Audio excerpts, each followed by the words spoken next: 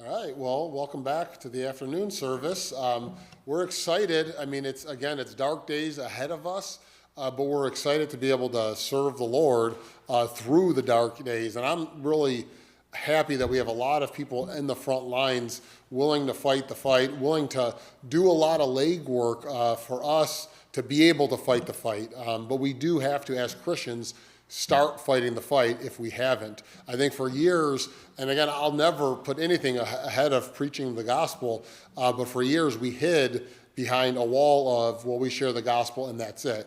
And that is just, it's a big part of, but it's just a part of what we do as Christians. We need to stand up for what is right. We need to stand up for those that can't protect themselves. Most importantly, unborn babies and little children. And so, I've known Mr. and Mrs. Stover for years, and they just, what else can I say? I mean, they're constantly willing to go to battle and do these things that I don't want to do, that I'm not called to do. But I could talk to them, and because of the work that they put in, know how to fight in the fight. And so their ministry, I'll let them explain. Really, I don't even know, because as long as I've been at Cleveland Baptist, you guys have been doing this, so I don't even really know how long you've been doing it. All I know is every time an election will come along, I knew who to talk to and where to get a little piece of paper to help me, because again, it could be overwhelming, right? And Brother John, if you wouldn't mind coming, kind of explain a little bit about the ministry, and then some of the issues that we have with our children at play, as well as issue 1 and 2. All right, thank you. Thank you, sir. Frank. Appreciate it. Yeah, let me give you this. I think, is this on? I don't think we need this. Oh yeah, as long as if you stay behind the pulpit. All right, we'll be right here. I want to say this. We are so happy to be here, and thank you very much for being here as well. And we've known Pastor Suglio for some time now, and we are just thrilled about the facility you have here. This is just fantastic. It really is. And also, the people. I mean, a church is not the building. The church are the people. And, we hear so many good things about each and every one of you here. Let me just very quickly tell you a little bit about our organization. Ohio Value Voters was founded in 2007, and the things that we do have everything to do with a lot of the moral battles that we're fighting today in society, specifically here in the state of Ohio. We get involved with possibly every once in a while a federal type issue, but most of the things that we're fighting have to do with the state of Ohio. We look upon our organization as being a Christian organization. We have 6 members, and one of our board members is actually Pastor Dan Woven. And Pastor Suglio knows Pastor Woven from North Coast Baptist Church. He has been on our board for some time now. So we get involved with looking at candidates, and those candidates that we look at, we communicate with. I'm constantly, I was just speaking to a state senator yesterday regarding a specific bill, which I'll talk about here shortly. But we get involved with attempting to tell these legislators, look, you know what, these are the things that you need to support, you need to get behind. I'll be honest with you, though. If I was to ask you the term rhino, everybody knows the term rhino, right? Republican in name only. And we normally apply that to somebody who is actually, they claim to be a Republican and embrace the Republican, platform, which their platform is traditional marriage between one man and one woman. They're pro-life. That's what they're supposed to be. But you find every once in a while someone that's not a Republican.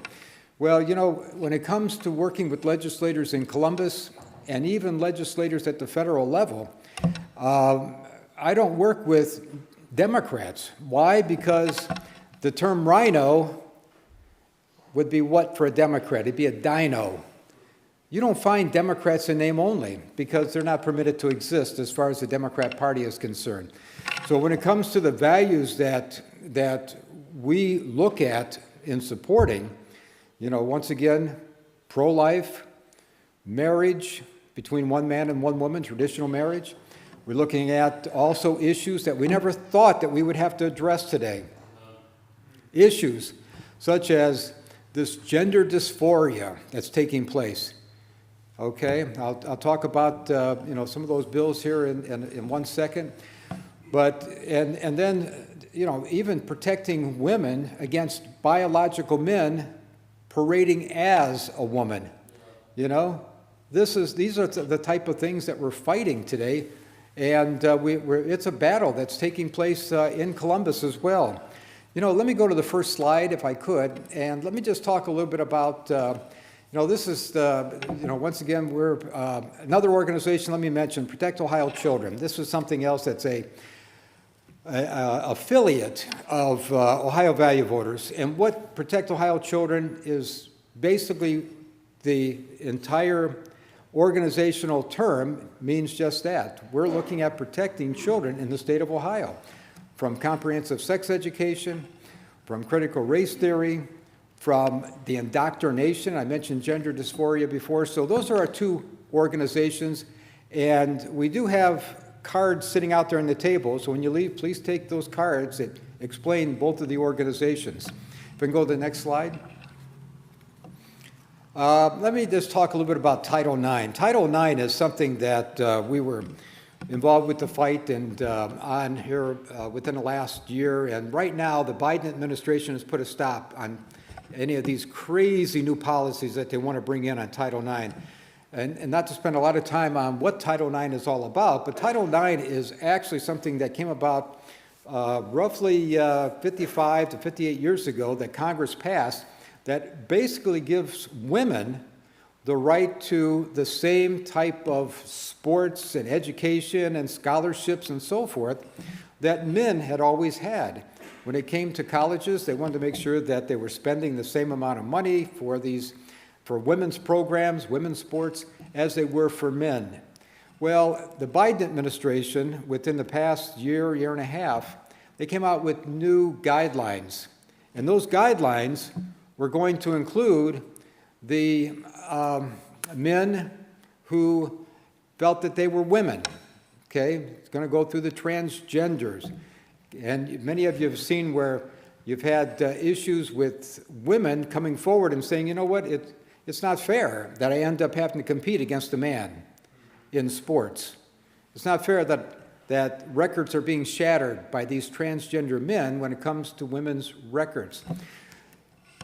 This is a true story that happened back in, I think it was 2012, 2013. You had many of us are familiar with what's called MMA, mixed martial arts fighting. You had a transgender man fighting a biological woman in one of these rings, and this man ended up hurting the woman so severely that she ended up in the hospital with a fractured skull. And when she finally did come to, she said, I've never fought a woman that had that type of strength. Never fought any woman that had that type of strength. This is how ridiculous it is. And once again, who would have thought that we needed to have legislation, which we do in Columbus right now. It's passed the House. It's called Protect Women's Sports. Okay, protects women's sports.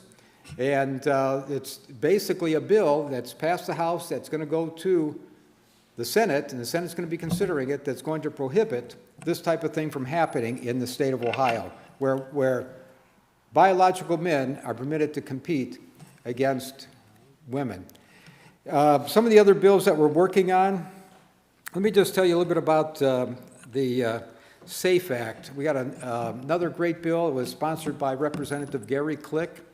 And it's called the SAFE Act, and this is a bill that's going to prohibit any of these type of what we term mutilation surgeries, where they're cutting off body parts of children 18 years of age and younger. Okay, a big issue that we have is the fact that you could have a 12 or 13-year-old child being convinced by a child psychologist that you're born in the wrong body, okay? And then they turn around and they want to keep all this quiet. They don't want to let the parents know. In many cases, don't want to say anything to the parents, okay? And we're going to start moving you towards, doing what is best for the child. There's been child psychologists that have actually said, well, what would you rather have? Would you rather have a dead girl, or would you rather have a live biological girl that now is a boy? Okay?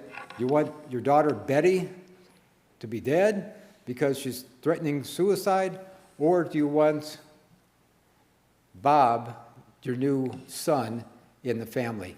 You know, the thing that I always use as the argument to all of this, and you know, we know that it's wrong. I mean, God, in the book of Matthew, chapter 19, verse 4, Jesus said, have you not read that in the beginning, God created male and female, created man and woman? There are no multiple sexes. You don't just, your sex is not fluid. Whatever we're born with, we are that sex. If you're born a man, you're a man. If you're born a woman, you're a woman. But, you know, this argument that they attempt to raise, you know, how many times have you had a situation and there's not been one surgery that's ever taken place in the state of Ohio or even proposed, one surgery in Ohio or the nation where you've had for example, a 12, 13-year-old girl saying, well, you know what, I think maybe I'm a cat, you know, or I think I'm a wolf, or I think I'm a fox, because they've fallen in love with their animals.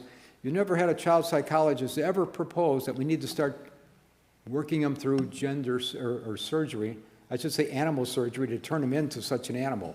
Why? Because it's foolish to even consider that. What do? You turn around and you get some type of help for them psychologically, because there's something up there that they need help with. The same thing holds true whenever a girl or a boy thinks that they're the opposite sex. You know, another bill, and then I'll turn it over to Diane. She has a number of slides to go through.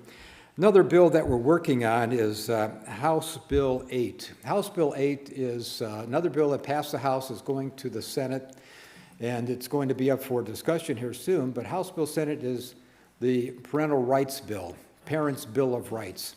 And basically what this bill does, it basically says, look, parents have ultimate rights of their children. The state doesn't have rights, federal government doesn't have the rights, but parents have those rights. And when it comes to anything that has to do with their child, parents have that right. You know, we just learned that there's a law that was on the books. It's called Ohio Revised Code 5122.04. This law had been on the books for 35 years. It's still on the books, and we just learned of it recently. And it basically, as a result of somebody from Cleveland Baptist Church, Brother Suglio, had shared it with us. They had taken their 14-year-old daughter to see the doctor, and the doctor looked at the young lady and said, you know, your mother doesn't have to be here if you want to dismiss her, because I can talk to you about, you know, anything you have that you want to discuss with me privately about. And she looked at her mother and said, no, I want my mother here. And then the doctor said, well, it's the law. The law, ORC, Ohio Revised Code 5122.04, saying that a 14-year-old has the right to dismiss their parents. Well, that's a law that we're looking at having repealed. That's one of the state senators I mentioned I spoke to yesterday, and I've spoken to a couple of state reps, and Andrew Brenner, who is the chairman of the Senate Education Committee. I had a long conversation with him. So these are some of the things, once again, that we work on, that we do as an organization, and we need to get that bill repealed. I'm sorry, that code repealed, so that you don't have parents being told by a physician or a child psychologist or whoever it might be, you know what, you can be excused now because your child wants to speak with us privately. You know, when once again you look at what we have taking place in society, who would have thought in our lifetime, 35, 40 years ago, and those that are our age, if someone would have said back then, you know, I would say this, Pastor Suglio, we had a situation where our founding pastor, Pastor Roy Thompson, he basically, God must have given him the vision to see these things that we're faced with now, because he said, you know what, you're going to be going through some things in your generation that's coming up that we never had to deal with in society. And we're seeing that today. So our organization, once again, Ohio Value Voters Protect Ohio Children, please take our cards whenever you're leaving. And one last thing before I invite Diane up, and I brought enough here for everyone. We like to pass these out because they're such great books. They're titled Heaven, and it's by Dr. Curtis Hudson. Dr. Curtis Hudson had passed away a number of years ago. He's no longer with us. He's in heaven right now. And this is such a great book because it takes all the biblical verses on heaven and he puts them in one very easy to read book. And at the very end of the book, he gives the plan of salvation. Plan of salvation. And, we pass these out wherever we go, about going on 5 years now, this coming March. Diane and I, we were at really it was a Catholic event, and we were passing these book out. It was a Right to Life, but primarily Catholic, and they allowed us to have a table. And so I'm sitting there, and I noticed a gentleman dressed to the hilt in Catholic garb. I mean, you wouldn't believe it, he had all of he was sharp, boy. You want to talk about somebody that was dressed to the hilt. I mean, he had the robe on, he had a woman walking with him. And I chased them both down, and I said, excuse me, I never, and don't do this, because the Bible says, call no man father here on this earth. I never referred to these Catholic priests as father. I said, excuse me, can I give you, these books? So I handed it to both of them. And the man that was dressed, once again in the robes, he looks at it and he says, oh, heaven. He says, I hope I'm going there one day. And I looked at him and I said, sir, if you read this book at the very end, it'll tell you exactly how you will know that you're going to heaven. And then he looks at me and he says, well, does it say anything about purgatory? And I looked at him again and I said, sir, I'm sorry, but even your own Catholic Bible does not say anything at all about purgatory. And with that, the woman, she blows up on me and she looks at me and she says, don't you realize he's the bishop? And she takes off. And I'm standing there with him. And he looks at me and he says, you're right. You're right. Our Catholic Bible says nothing at all about purgatory. And then for the third time, I said, please read this book. It has the plan of salvation, and it'll tell you how you can know that you're on your way to heaven. But this is a good book. Please take one with you whenever you leave. And with that, I'd like to invite my wife, Diane Stover, up, and she has a number of slides to cover as well. And, if we have time, Pastor, maybe here at the end, we'll open up for any questions that maybe somebody has. Okay. All right. It's such a pleasure to be here, and I've been watching the progress of this church for the time that you all have been putting it all together, and I'm so excited for you. I wasn't planning on saying this, but I do want to give my testimony. John and I were high school sweethearts at Lincoln West High School. We grew up in Cleveland, and I came to Cleveland Baptist Church on a church bus, and I've been there ever since 1971. And the Lord led John and I, we got married in 1976, so that's 47 years ago. You're giving our age away. Don't do that. It's okay. I want to be an encouragement to you because you're at the beginning of something very special in this church. And we immediately, the first year that we were married, we got involved in teaching the 3rd and 4th grade Sunday school. And we did that for over 40 years with the children. And I think it's so interesting to watch God's plan for our life that now we're protecting children. And I grew up in a home where my mother was very modest. She raised me to be a lady and all of that. And now here I am today fighting the most horrific, insidious things, the sexualization of children in the schools. I am leading this coalition called Protect Ohio Children, and I want to tell you about what we have been doing and a little bit of our journey of how we got here. I know that every step we've taken, the Lord has guided us. My husband, when we pray together, he always prays that the Lord would direct our steps so that we would do what God wants us to do not what we want to do. Because if we did what we wanted to do, I would be baking cookies for my grandsons. I would be having a great, good old time because I would be fishing somewhere all the time. because we're retired. But since we retired, we've never worked harder because God has sent us on this mission. And it's like a 911 emergency because our hearts are so broken for what has happened to the children in the schools. And so the Title IX, you can go to the next slide. On our website, you can read, we have a petition, and we have right now about 1,200 signatures have signed our petition that we are going to give to elected officials in Columbus, or in our congressman as well, to defund the United States Department of Education. And so, you know, you're welcome to look at that. If you, yes. Thank you. Yes, you can, the cards, we have the cards on the table when you exit. And I also have these buttons there because some of you you might have children, grandchildren, nieces, nephews in the Willoughby school system. We've been on the front lines of the efforts to fight in these battles in the school boards in Ohio.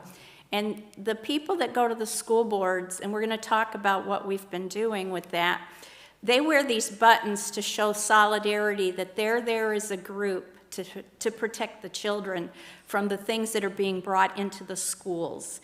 Willoughby schools, unfortunately, are very much entrenched into the indoctrination that we're going to talk about. Okay, so you can go to the next slide. What are we talking about when we say indoctrination? For our group, this is what it is. I am a co-chair of a national organization called Protect Child Health Coalition. And I was brought into this, it's by invitation only because it's kind of like you don't want to bring in people that might not be with you on these things. So I was invited to represent Ohio, and my job in 2017 was to find out, is this really in Ohio schools? And yes, indeed it was. And so the first work that we did and how we got started was that we were looking for, is Planned Parenthood, if you're familiar, Planned Parenthood are the ones that are pushing the abortions, the contraceptives to children, and the gender ideology. It's a massive international organization, highly funded with billions of dollars. And so at that beginning point, it was all about finding, is Planned Parenthood in Ohio schools? And this was when President Obama was the president. And what happened was, and Planned Parenthood curriculum in the schools to teach children sex education is called comprehensive sex education. And at that time, federal grants with lots and lots of money came into the local schools, and they could receive the funds to bring it in, and that's what has happened. Well, on the slide, you can see here's many of the organizations that are involved with this actual pornographic, obscene material that's in these curriculum.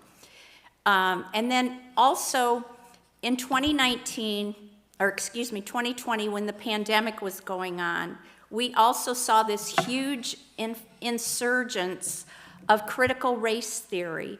Critical race theory is that ideology that says when two children are sitting in the classroom, one child is the oppressor and one is the oppressed. So if I used an example, just kind of in a nutshell to simply explain it, Bobby is sitting next to Joey, and Bobby is white, and he is the oppressor because he has white privilege, and Joey is the oppressed because he is of color and he is being oppressed. See, that's the ideology that we have with critical race theory, and it is very, very, very much in the schools in Northeast Ohio, Cuyahoga County. The last thing, social emotional learning is also something that came in 2019. The state of Ohio Department of Education made this one of their top priorities and funded it very heavily. And during the pandemic, it went through a transformation where it's actually now brought in all of this gender ideology, the critical race theory, and it's in every class. It's in math, it's in science, it's in English, and it comes by way of short labs, or it's mostly kind of behind a technology wall because it's online and it changes all the time. So it's a bait and switch. It's a Trojan horse. And it's permeating the curriculum in Ohio schools and across the nation. This national organization that I am a part of, some states, they're actually taking bold steps to stop this where they can. In Ohio, we've been way behind because we don't have the leadership that we need. As John mentioned, the laws need to change and be enforced to stop this in our schools. So it's obscene, it's pornographic, it's ungodly. God says that he created male and female. There's not 30, 40, 50 genders, and this is a lie. Next slide, please. Okay, so comprehensive sex education, International Planned Parenthood's attack on the family destabilizes children and their parents. They advocate that all persons have sexual human rights at birth. The issue one that my husband's going to talk about, it's so dangerous because it actually puts parents and children at odds with each other, and it enables children to make these health decisions without their parents being involved. This is definitely a dangerous situation we're in right now, because on November 7th, we're going to vote to put this into our Ohio Constitution.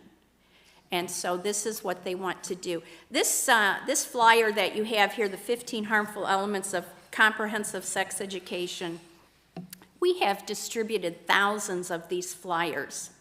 And in 2019, we, after 2 years of being part of this coalition, we had put together a 200-page report, and we took a box of reports to Columbus, and we delivered to the governor, to the Senate President, the Speaker of the Ohio House, and the Ohio Attorney General. And we thought, because remember I said that when I joined this coalition, my job was to find out, is it in the schools? Through open records requests, we compiled this report, including the pictures in the curriculum that we found, 200 pages, and we thought when they see what's in our schools, they're going to be upset like we are, and they're going to do something about this. Unfortunately, they didn't. Of course, we heard words, but we really didn't see a lot of action. But what we were able to do was to get the law updated that's in Ohio that says there has to be an annual audit of the sex education curriculum in Ohio to at least give parents the knowledge and transparency about what's being taught in their school. And that audit finding report, if you go to protectohiochildren.net, you can see what is there for the schools in Ohio in that report. You can go to the next slide. So here's the revised code. 3313.60 is a code that says that every parent has the right to know everything their child is being taught in Ohio.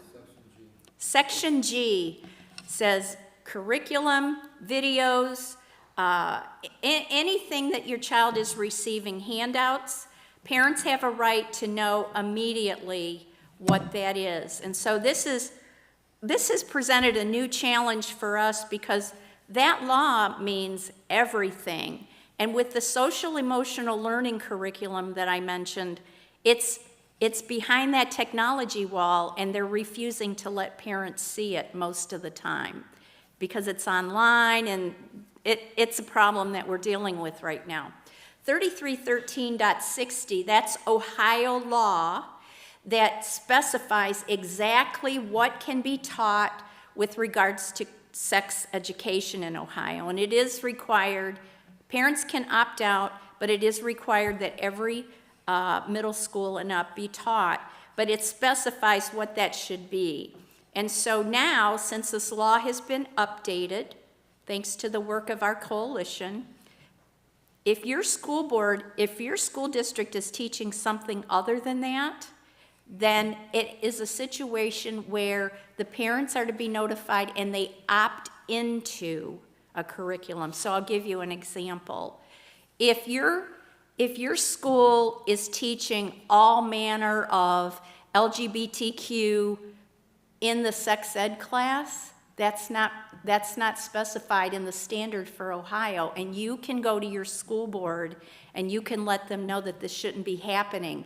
They can do that training if they choose to in a group where the parents have signed permission for that. But they cannot mandate it for every school, every single student in the school. And so that is an improvement, but the schools are not always following it. So I didn't want to spend a lot of time on this, but that just gives you an idea that you have rights. The law's on your side as parents, and we need to hold our school boards accountable for that, and that's what we've been involved with. Next slide, please. And this is just a slide that tells us that there are, this organization is fully compliant with Ohio Revised Code, and this you can see on our website. If your school district is out of compliance, you can go to your school board and tell them, urge them very strongly and boldly that you want this to be taught instead of anything that comes from Planned Parenthood. Okay, next slide. Okay, we mentioned social emotional learning. We mentioned how they're bringing this into every class. I'll give you an example of something that we saw play out this year. Brunswick Middle School had a social emotional learning lab at the beginning of school, and it was in a classroom where they opened it up with a wedding of two girls. The girls were dressed in white. The one had a veil on. She came through the door, and the teacher of the class was throwing rose petals. This was a social emotional learning class. You can see it on our YouTube channel, Protect Ohio Children YouTube. And I think we've got like 25,000 views by now. But what does that have to do with education? This is ridiculous what they're doing in the schools now, and this is what we're fighting, that this should not be one of the top priorities for social emotional learning in the schools. It's also known as the whole child framework, and I would ask you the question, who other than the parents is responsible for the whole child? This is the government is God now.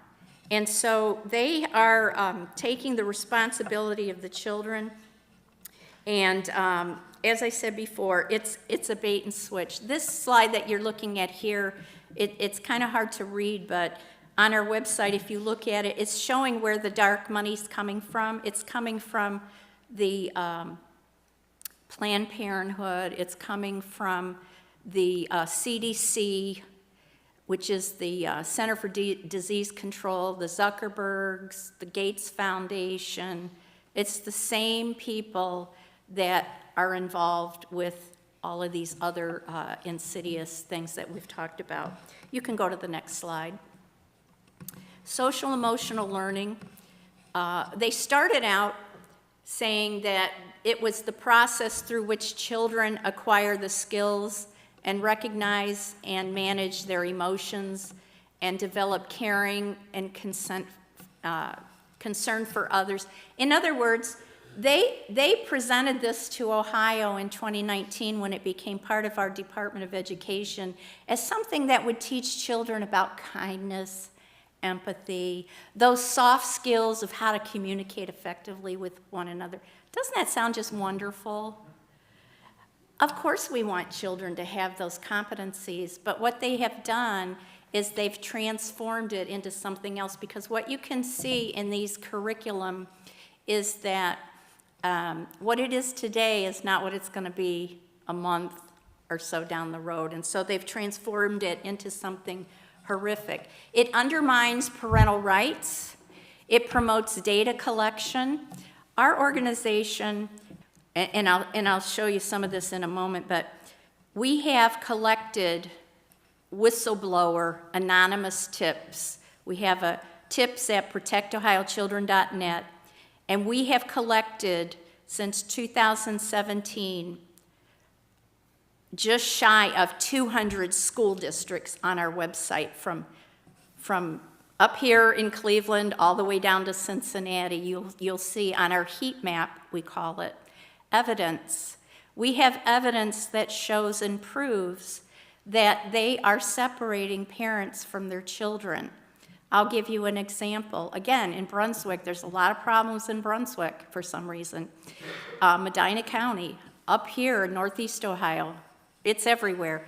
But they had a teacher, a principal rather, that sent an email to all the teachers, and they said in writing, and it's on our website because the whistleblower sent it to us and we talked to them, and it was actually confirmed with the school. If a child comes in and tells the teacher that they want to change their pronouns, to change how you call them a boy or a girl, or change their name in the classroom, the principal told the teachers in the email, do not tell the parents. The reason that they're doing that is that they see the parents as someone who would be dangerous to the child who wants to make this transition.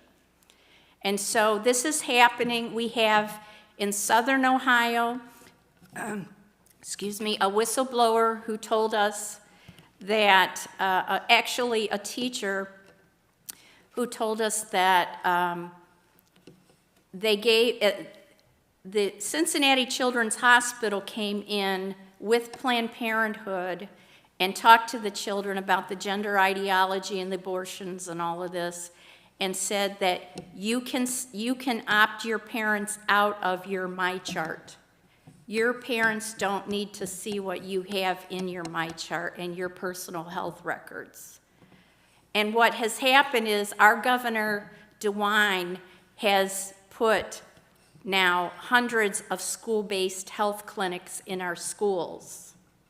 And so rather than, a child has an emotional problem or a health problem, and they go to mom and dad and they get an appointment and they go to the doctor or the hospital, now parents are signing a form to give the counselor in the school down the hallway the right to make these decisions with the child. It's unbelievable that this could happen, but on our website we have the evidence, we have the whistleblowers. It is happening in Ohio.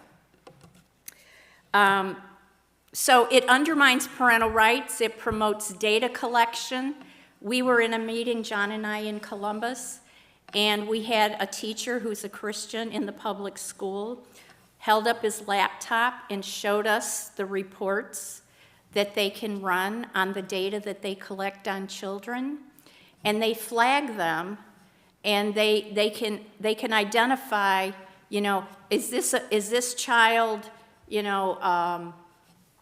do they have those ideologies that they're looking for? They ask questions, personal questions of the students in these online surveys from Panorama Surveys, and so it's unbelievable what they're actually doing in the schools. It impersonates mental health. They have put into the schools, and they do not have sufficient employees in the schools, so they're using unqualified people, posing as mental health experts, helping children make decisions without their parents even being involved. It promotes psychological evaluations by unqualified teachers, And it was funded and financed by the same globalist people that I mentioned earlier. What they're trying to do is to build a workforce for the future with children that have these liberal, evil, I would call, ideologies as they're learning them in the classroom. You can go to the next slide. And so our coalition now has grown, and God has blessed our work tremendously. We have divided the state of Ohio into North, Central, and South, 3 regions, and we have 3 private Facebook groups that there's now about 4,000 people in these groups. And together, we've been helping people as they go to the schools and they do these battles in the schools to stop this. In Northeast Ohio, we have the Northeast Ohio Diversity Center. And just as an example, in the Rocky River School District, a Northeast Ohio diversity counselor was hired for $50,000 a year full-time to implement a K-5 diversity, equity, inclusion program into the Rocky River schools, full-time. And what happened there was that we got involved and a group formed, and they said, oh no, you're not doing this in our schools. And it turned into a real battle. And those people actually formed a 501c3 organization to fight back. And the bottom line on that was that this guy that was their diversity consultant, he, on his Facebook page, he identified as pagan for his religion, queer for his sexual orientation, and his partner on her Facebook page, the cover of it was the Chinese flag with the swastika, not swastika, that emblem. Yes. And this was the type of person that was leading the K-5 diversity, equity, inclusion consulting in Rocky River. Well, long story short, they formed this organization, and business professionals in the community started funding the fight, and they literally got together and went down to that school board, and they said no. Well, after, I would say probably a year, I don't recall exactly how long, the diversity consultant was kicked out. The superintendent was not, he was on the side of that decision, but he was gone. But you know what they did with him? The Northeast Ohio Diversity Center sent him over to Berea schools. And so they just moved these people around, and anyhow, they defeated their school levy in Rocky River because they got the word out. We helped them get the word out. And this is what's happening, not just in Ohio, but around the country. It now takes people getting involved in their schools to fight this, and that's what they did. So we have the Facebook groups where you can interact with our group, and then we have the YouTube channel. You can go to Protect Ohio Children on YouTube, and you can see some of the school board battles. Beechwood was a big one. I think we had close to 500,000 views on that one. It's really quite amazing what goes on. You can go to the next slide. And here, with the heat map that we have of the 200 school districts, we were able to pull out, I did an audit of those 200 districts, and these are the names of some of the curriculum. This is our top priority right now, Protect Ohio Children. We are working with a national group to come up with some tools and techniques for parents so that you can go to your school districts and actually fight these curriculums. And these are the ones that we found in Ohio most prevalent. And there we have the send your anonymous tips to tips@protectohiochildren.net. Here's some good news. A couple victories. We don't get many victories, but it seems like things are changing here recently. I know that we do not believe the doctrine of the Catholic Church, obviously, and my husband gave that testimony. But, when churches, regardless of what denomination or whatever, they're involved with, leaders in the community speak out, and it makes a difference. And so that's what we are very pleased when we see that leaders will speak out against this, because they've been quiet on this issue. Especially our elected officials have been quiet and not doing anything. But the Cleveland Catholic bishop came out a couple weeks ago, and he, with great specificity, said there will be none of this anymore. And we were very excited about that. And now the Cleveland Catholic schools, there's 78 schools, they are not allowed to teach any of this gender ideology, the comprehensive sex ed, the DE, none of that. Shortly thereafter, like a few days later, we had in our Facebook group, an anonymous parent came in to the Facebook group and said that her child in the Parma school system was being taught about transitioning her gender. And then I contacted the school board member that we work with in Parma, and he immediately called the superintendent of the Parma schools, and they immediately contacted their attorney and said cease and desist. And now the superintendent has sent a letter to every principal in the Parma school district, which is the largest district outside of Cleveland, and they even went to the union members in Parma, and they said, this is not the policy of the Parma district, cease and desist, no teacher is allowed to do this anymore. So let's give thanks to God for that, and we want to see more of that. When leaders in the community say no, it has an impact. If we just lay down and let it flow over us, it's going to. So I wanted to give you that good news. And so next slide. Okay, and then this is where John can talk about issue 1 and 2. I guess I want to give this testimony too while I'm giving a testimony.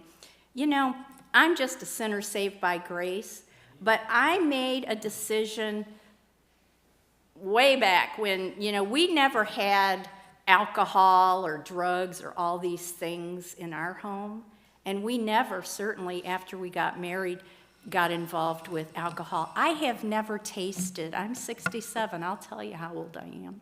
I'm 67. I've never tasted a drop of alcohol. And I know that God has blessed me for that. And if you say today, I'm not going to be involved in that, God will bless you. We are evidence of that God has used us for such a time as this. And so they want to bring marijuana into our communities. I know God doesn't want that. And we fight against these things. So issue 2 is the marijuana. Issue 1 is all of this that we talked about today. And up here on this slide is the Cuyahoga County Board of Health. They're actually doing right now what they want to ingrain into our Ohio Constitution. That's circled on the slide, says Services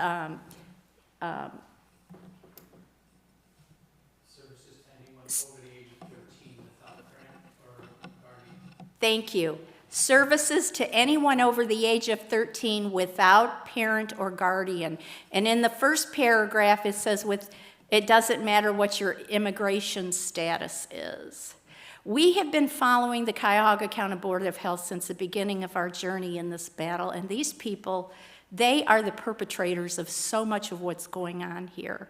They want to make it part of our Ohio Constitution, and that's why you see the sign there that says no on issue 1. We don't want this. On November 7th, if this passes, it's going to be the most horrific thing that's ever happened to Ohio, to make this part of our Constitution. And with that, I'm going to turn it over to John. Thank you so much for your time. Yeah, let me just say, if I may, a little bit more about issue 1. Issue 1, the last time we had millions, tens of millions of dollars pouring into our state from outside entities. We had the special election in August 8th, to raise the threshold whereby anything that would be placed into our Constitution would require a 60% vote of the electorate in the state of Ohio. Well, that failed. Part of the reason why that failed was Planned Parenthood's allies. There was a billionaire overseas that pumped in tens of millions of dollars for Planned Parenthood. You know, a lot of times whenever we go to events, and Pastor, I normally mention this because it's true. You know, in the book of Ephesians, the Apostle Paul wrote to the church at Ephesus in chapter 6, verse 12, that we don't fight against flesh and blood. You know, we're fighting against evil, wickedness, principalities of darkness. That's who we're fighting.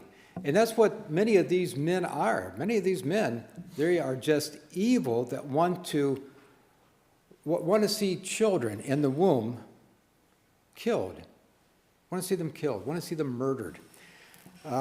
If issue 1 passes, you know, I should also state that in our U.S. Constitution, including our 27 amendments, there are like 7,200 words. In the state of Ohio Constitution, there's over 67,000 words. And the last time that we had something on the ballot was 2009, and that was 2 battles that had taken place regarding casino gambling. Casino gambling now is a state constitutional right for all citizens. Okay? They decided they were going to write that in the Constitution. Why? Because to get it out of the Constitution is very difficult. And the General Assembly cannot even regulate it with laws that they would pass.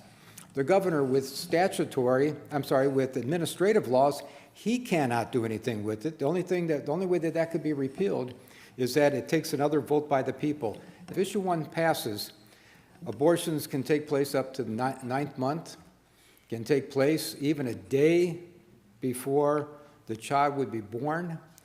You know, I often say that what we need in our country, you know, when the U.S. Supreme Court a little over a year ago, they had repealed Roe versus Wade, and they turned it all back to the states. All of it got turned back to the states. So each and every state now has to decide what they're going to do as far as this matter of abortion is concerned. And, you know, you have a state like California, New York, they would have very liberal laws. If issue 1 passes and we don't vote this down, we are going to have virtually the same liberal laws. But I often speak before people and I ask this question. I said, think about where we were with the other major moral issue of our country. Prior to the Civil War, it was considered law to own another man, woman, child in slavery.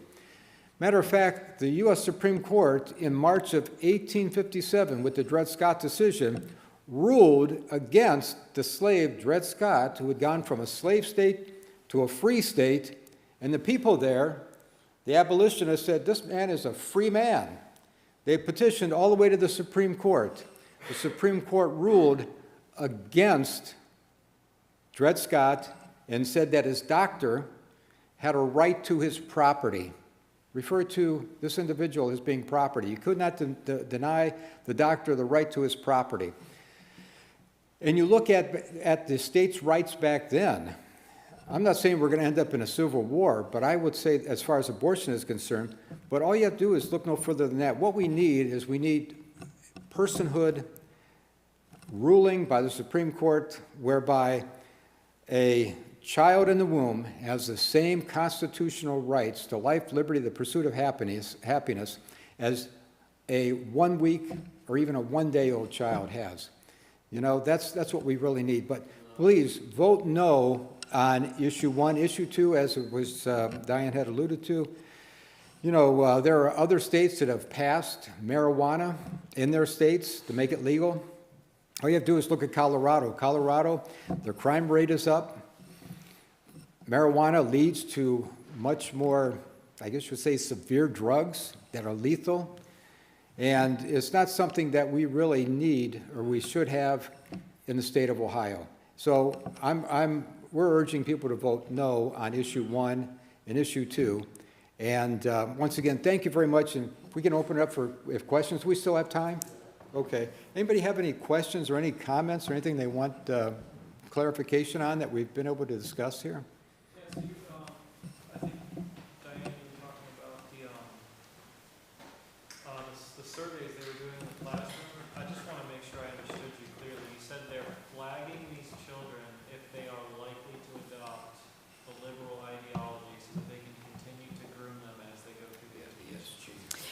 Yeah, so this is a little bit into the weeds, Sure. but if you're familiar with environmental social governance, ESG, this is where they are starting to score people based on their ideology. Do you believe in diversity? Do you believe in climate? Do you believe in gender ideology? And they are trying to build a workforce for the future that embraces all of that. And so what they do in these surveys to the students is they ask them questions where they will be able to run a report and see, well, where does this child stand? Oh, they seem to be a Christian. They seem to be opposed to these things. Well, in their new world of social scoring, those students that would not adopt those kinds of worldviews, they probably won't be, advancing in the workforce of the future. They might be getting some lower level job, if a job at all. But the more you are adapting to where they want you to be, it puts you in a higher ranking. And they also can identify, if they have problem students by these surveys. So some questions that they ask are just so totally out of bounds that no child should be exposed to those types of questions. Yeah, some of the questions that some of these children have been asked, for example, do your parents own firearms?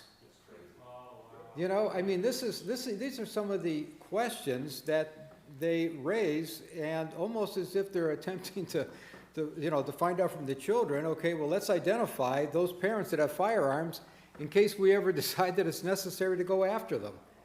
But, right over here? Yeah, I just wanted to know if you're familiar with the fight that's going on at the Menor School District. Extremely familiar, yes. You've got some champion fighters over there, yes. And I know Annie Payne, and she's a good Christian woman. In this journey that John and I have been on since 2017 with all of this, I've noticed that God sends the Christians in. And I always say, if this is spiritual warfare, why wouldn't he be calling his people into it, right? And so, yeah, there's some good people there fighting what's going on in Mentor. And on our website, you can look at Mentor. We have Mentor on our heat map, and a lot of information on there there's information about Willoughby on there as well. So, yes. I would say that we network with those folks, and yes, they're part of our coalition, some of them, yes. We have a monthly Zoom meeting, and there's about 150 people that get invited. We usually have between 25, 30 people that come monthly, and we stay, we communicate through email, and we're always available to talk, over the phone if there's something that happens. But we are having some success. For a long time, we saw nothing but bad news every day.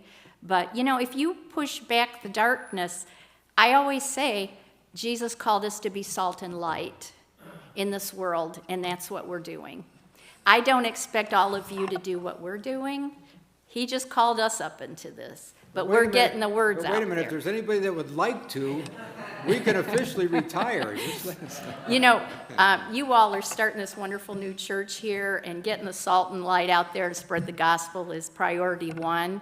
But there are some people that get called into this ministry to protect the children, because you know what I have learned through this? Jesus does love the little children. We're evidence of that he has us doing this full time. But you do as the Lord leads you. If you know that this is going on in a school district that you're involved with, go down and let them know that this is not what you want to see. You're paying the bills, they're working for you, is the way I see Yeah, it. let me, before I go into the back, just to mention the actual hierarchy, when you look at it from, I guess, a flow chart, a schematic, or whatever you want to call it, as it relates to the school district's relationship to you and I as voters. It's the Board of Education reports to the voters. We vote the board in. The board then will select a superintendent, and many times the board will decide, even who the principals will be, but they'll look to the superintendent to vet those principals and teachers and so forth. But if you ever have issues, go right to the board. We mentioned about Rocky River. I think Diane mentioned that. Had a woman that called, and once again, Ohio Revised Code 3313.60, Section G. It's even better than a public records request because it states in there that a parent or legal guardian, upon going to the district and the board, are requesting all material that their child is subjected to, they must provide it promptly. Promptly. We had a woman in Rocky River that ended up contacting us, and she said, I've gone to them and they won't give it to me. I said, look, print out the code. Print out Ohio Revised Code 3313, hand it to the school board president, point out Section G, and say, you are in violation of the law. Okay? I want to see the material that my child is being exposed to. Within 2 days, she had it. So, many times the laws are there, but parents don't know about those laws. And the district is not going to tell the parents. The school board's not going to tell the parents. So that's one of the reasons why we have Ohio Value Voters and Protect Ohio Children. Those websites, there's a vast amount of information you'll find out there. Yeah, We got a question. Everything that you spoke about, is that on your site? Yes. Yes. So I could go to that site and Yes. Yeah, And, yes, and you I can. want to mention too that in this election, we have gotten to a point where the districts, the school boards, and the residents are at an impasse. The only way you're going to affect change in the school districts in Cuyahoga County is to throw the radicals out and elect conservative school board members. We have spent a tremendous amount of time identifying, and actually they have to fill out our survey, we vet them, and we have a voter guide on Ohio Value Voters of school board members. There's about 40 across the state of Ohio that we have endorsed. Denise Verdi, who's been at your church a few times here, she's running for school board. She's a Christian woman. We need to make sure that she gets elected in Willoughby, because if you just elect one, they can be the voice of reason in a group that is not so reasonable. Diane gave you the example about the city of Parma, and it's only really the one individual, that Mark Ruda. When we got that information from the whistleblower about the teacher trying to teach this gender dysphoria in her classroom, she's really a rogue teacher. That's what I would look upon her as being, teaching something that really she shouldn't have been in her class. When that information came to us, it went to Mark, school board member took it to the superintendent investigated and said, it's happening, and cease and desist. I don't want this taught, got a hold of the union and so forth. But all it takes is one member. And many times that is, if you go to a school board meeting, you're going to get 3 minutes, maybe 5 minutes at the most to speak. Sometimes they won't even allow you to speak. They'll tell you, put your question in writing, and we'll get back to you in writing. But if you got a school board member who's a good school board member and someone who's really interested in protecting the children in that district, they're going to have a lot of influence, because that superintendent, what are school administrators, school board, the superintendent, teachers, okay? What are they always thinking about? They're thinking about the next levy, right? They're thinking about, they want more money, and they're thinking in their minds, you know what? We don't need to have this firefight regarding what's going on in the classroom and getting all these parents upset. And you know what? We need to make sure that we're there to hold their feet to the fire. I often think about Jesus and his words when he had the children come unto him. It'd be better if a millstone was hanged about a person's neck than to offend one of these little ones. And I'm telling you what, that offense comes in so many different forms today in society. Any question in the back?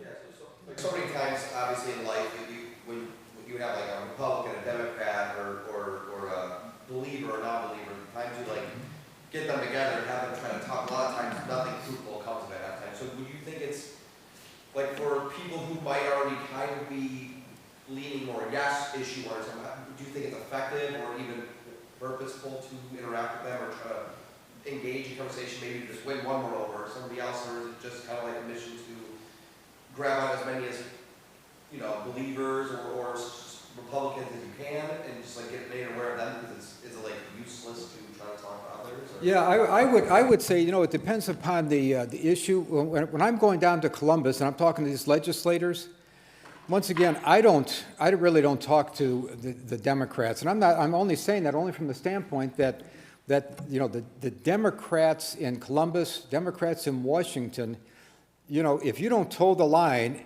and they've gotten so radical, it's like I tell people, the Democrat Party today is not the Democrat Party of my parents or my grandparents. It's not the same party. So I normally try to work with the Republicans. Now, when it comes to dealing with, I guess you would say, the rank and file of people that, you know, that consider themselves to be a Democrat because their father or grandfather was a Democrat and they're part pro-labor or whatever the case might be, there, you know, you have people, whether you're a Republican, an independent, or Democrat, there are some issues that everyone can agree to and they can agree upon. Who in their right mind, really, who in their right mind would want to see their 12 or 13-year-old daughter competing against a biological male? Who in their right mind? You know, what you find is that normally the people that are pushing that are the very liberal-minded Democrats that have to toe the line to the party when it comes to these type of things. So I hope that answered the question. Well, yeah, I find a lot of times I engage in a lot of things that end up being very unfruitful within the first like couple minutes. You can tell it's like this is not going to work out. And then you kind of start making those generalizations about people. Sometimes I don't mean to. I don't want to generalize, but I mean maybe sometimes people are opened up and softened. But yeah, most of the time I would agree. Typically results are unfruitful. So I understand kind of going to one side and having to plead with them. That's who's going to probably receive it better. Yes. Well, we have, you know, and when it comes to the Republican Party, I mean, we have many times, you know, our organization did something a couple of years ago that no other organization that endorses in the state of Ohio has ever done. And I know that because I've never seen it. And we had 4 Republicans that voted like Democrats when it came to the heartbeat bill, 2 in the Senate and 2 in the Ohio House, Ohio Senate and Ohio House. And we gave them a vote of no confidence in November. We didn't endorse the Democrat, but basically what our organization said, Ohio Value Voters, when it came to those 4, we said, look, if you're going to be a Republican, the Republican platform is a pro-life platform. You need to vote like a Republican. And if you're going to act like a Democrat, then you know what, change your party. Many of you may remember, some of the younger ones definitely would not unless you've read the history books, but when Ronald Reagan, 1980, he was running for president against Jimmy Carter. And the reporters, they came up to him and they said, Governor, he was governor of California, said, Governor, you used to be a Democrat. You used to be a Democrat. What happened? He said, you know, this is virtually a quote. He said, you know, I didn't leave the Democrat Party left me. And that's how a lot of people feel. The Democrat Party has left them because of the radical ideas and thoughts that they have today. Any other questions? Go ahead. His comment was about, you know, whether or not we should go ahead and have that dialogue with people that are opposing. And John and I always take the position for Christians in the church. This is not necessarily about winning, although we want to win, absolutely. But it's about standing up and being salt and light in this world until Jesus comes. And so that's what we do. We stand up for what's right. Okay, right here. I know all these things prominently happen in public schools, but how does it affect private schools or charters? It's happening there as well. So it takes not all of them, thankfully. But parents have to be extremely diligent nowadays to be engaged and know exactly what's being taught and get confirmation from your principals that this is not something that they want in their school, and stay vigilant about it is what we have to do. Yeah, before I go to the next question, you know, this was about a year and a half ago. I traveled to the State Board of Education. There's 19 board members that serve at the State Board of Education. 8 are appointed by the governor. The other 11 are elected from throughout the state. And we had a whistleblower. Once again, this is a whistleblower that provided us some real troubling information. And the information they provided had to do with a state-funded organization called InfoOhio. InfoOhio is a database of reference for children or adults throughout the state where they can go and they can do research on InfoOhio, and it's almost like an online library. Well, the problem was this, is that the whistleblower that provided children to gain access to Pornhub. Gain access to Pornhub. I'm talking about elementary school children. And all it would take maybe 4 to 5 clicks, and they were there on Pornhub. I basically went to the state board and said, you got a real problem here. Went through all of it with them. Some of the more liberal-minded ones on the state board really didn't care. We had probably a good 4 to 5 that were real concerned with it. One specifically, he had, when the director of InfoOhio came in the month after I appeared, she claimed nothing was there. Well, anyway, after questioning by this Brendan Shea, who was still a state board member, she finally admitted, yeah, we did make some changes.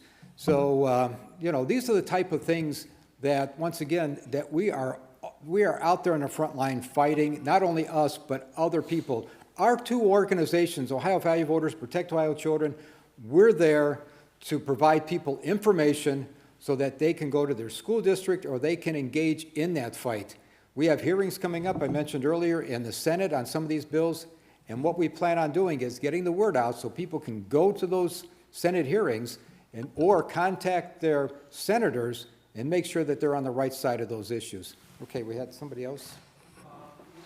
You mentioned a list of schools where the bishop said, yeah, that's not going to happen in any of these schools. And I think having a daughter that's coming up on being schooling age and considering those kind of options, it'd be nice to see which of those particular schools fall under that It's, sort of statement. Yeah, you'd probably have to go to the Cleveland Catholic Diocese website, but it's our understanding that they have 78 schools and 5 high schools.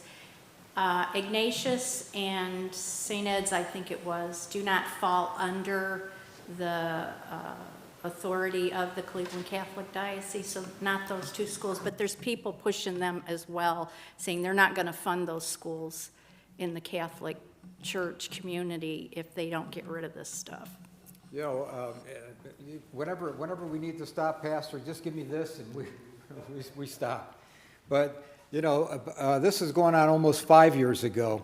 Another battle that we got involved in, and we finally, to my knowledge, we put a stop to it. Praise God for it. We had a 9.5-year-old boy dancing as a girl in a Lancaster bar, receiving tips from grown men. If you go to Ohio Value Voters website, we have that video that's still out there.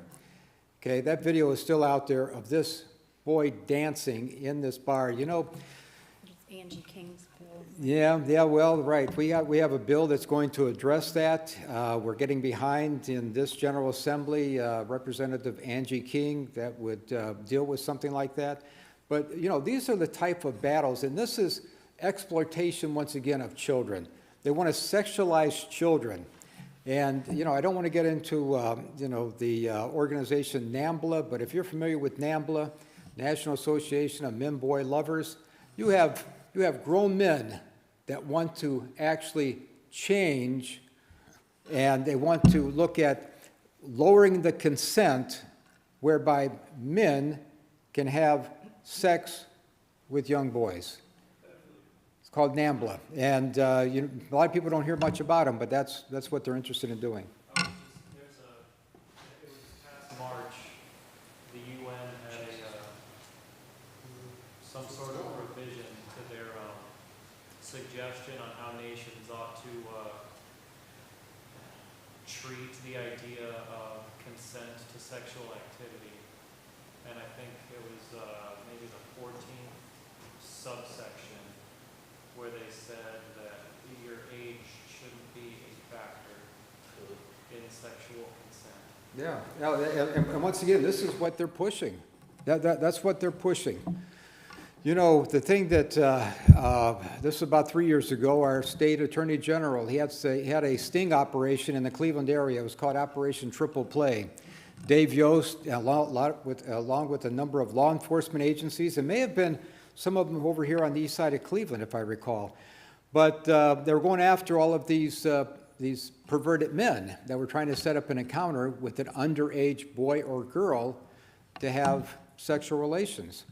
And, you know, one of the arguments that I raised with our Attorney General, and, you know, I have the governor's phone number, I got the Attorney General's phone number, I got all these people that many times, when I reach out to them, they'll get back to me. But in this case, okay, when it came to this issue, when we went down there with all this material that Diane mentioned earlier, 200 pages, and we gave it to the Attorney General, my argument to him, and he wouldn't even return my call on many of these issues, but when they start sexualizing young boys at an early age, those young boys are going to grow up to become those perverts, okay, that are out there trying to lure young boys and girls, okay? That's what's going to happen.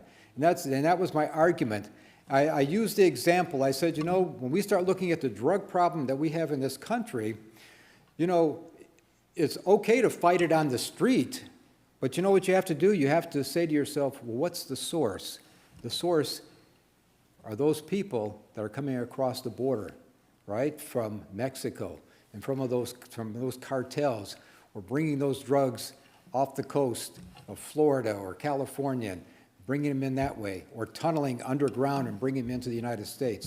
You go after that, and the source of going after these grown men, you have to remove this comprehensive sex education and sexualizing children whenever they are young.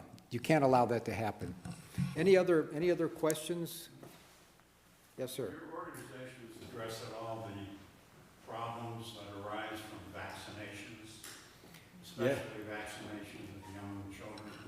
You know. Let me just say this. That is not something that's part of our wheelhouse. The things that but we are 100% in support that when it comes to parental rights, and parents have the right to say, my child will not be vaccinated.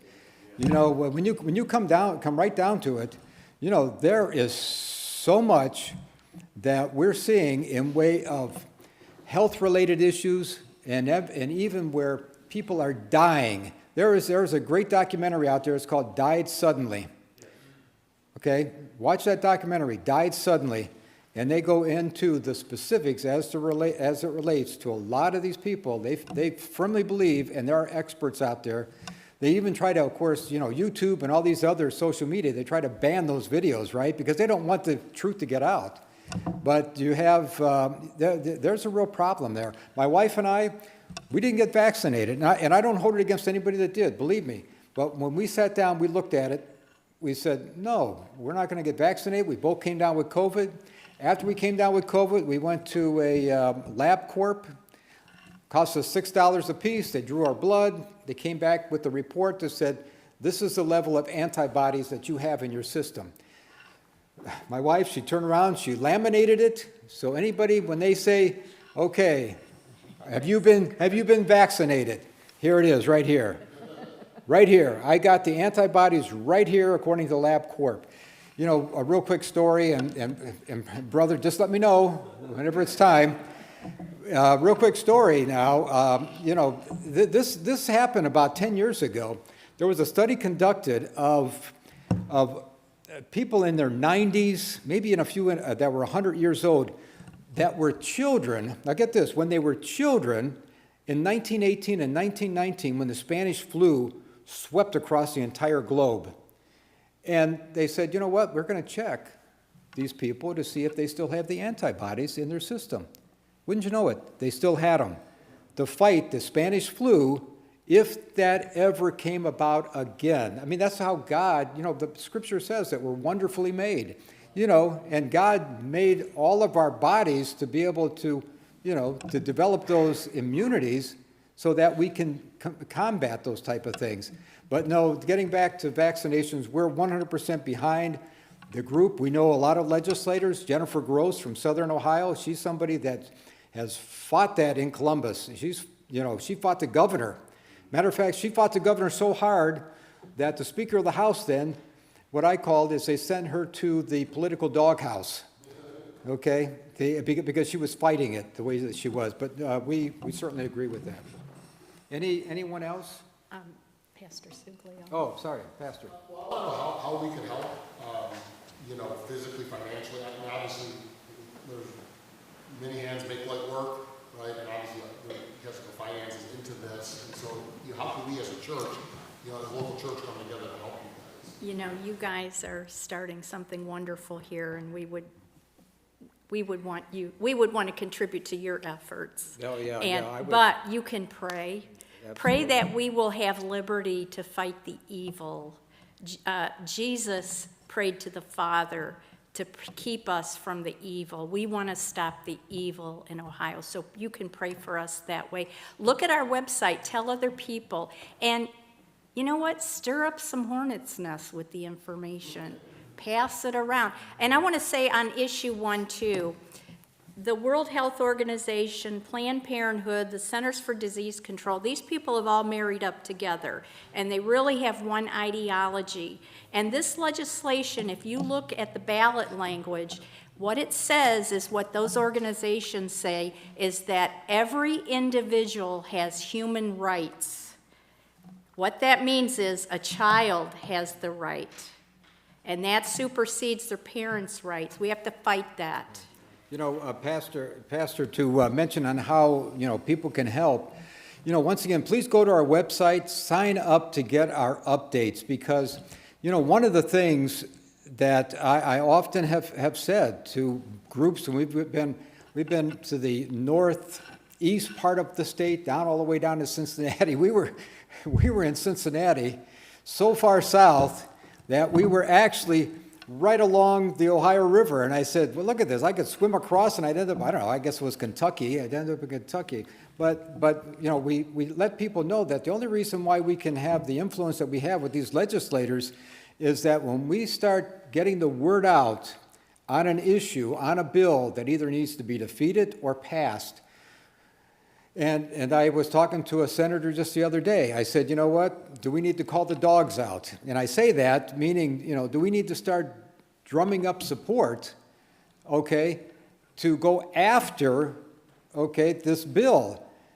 I stated to the state senator of the Education Committee in the Senate about 2 years ago. We were sitting there, and we're supposed to have an hour meeting with him. We only had like 10 minutes, and he was trying to come in and run out. And I said, Senator, wait a minute, with all due respect, we got to talk to you. So he sat down, and I looked at him, and I said, Senator, and there's a bill that we were opposed to. I said, Senator, I'm going to tell you right now, either you're going to be a firewall to this bill, or you're going to have a firestorm on your hands in committee, okay?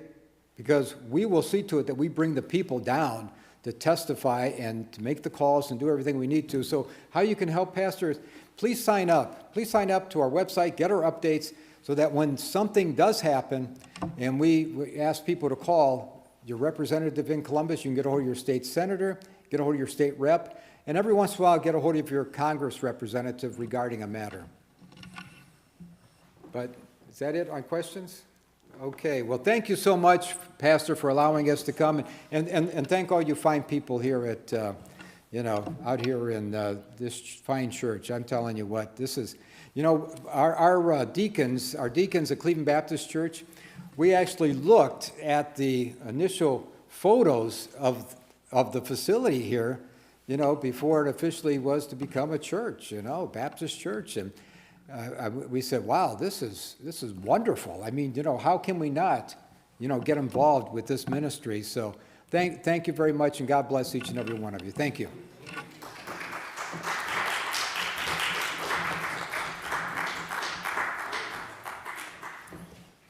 Yeah, it was Brother Stover that actually made the motion to allow, whichever one unanimously voted, to actually put the offer in which then put the building in Cleveland Baptist name, which is, there's a lot of issues that could come with that. And it was great too, because as we were trying to explain and what was going on, he just raised his hand and he knew the Lord was in it, and he said, let's just do this thing. And so it was really cool. So yeah, it is good, because I wake up, I check my emails, and if I get an email from them, it helps me to jump on something early in the day, sign petitions. So yeah, that is definitely a help. Let's make sure we grab literature. Let's make sure we bring it downstairs on Thursday and even next week. We do want to take, I know probably not prepared today, but let's take a love offering over the next week. We'll collect it between now and next Sunday.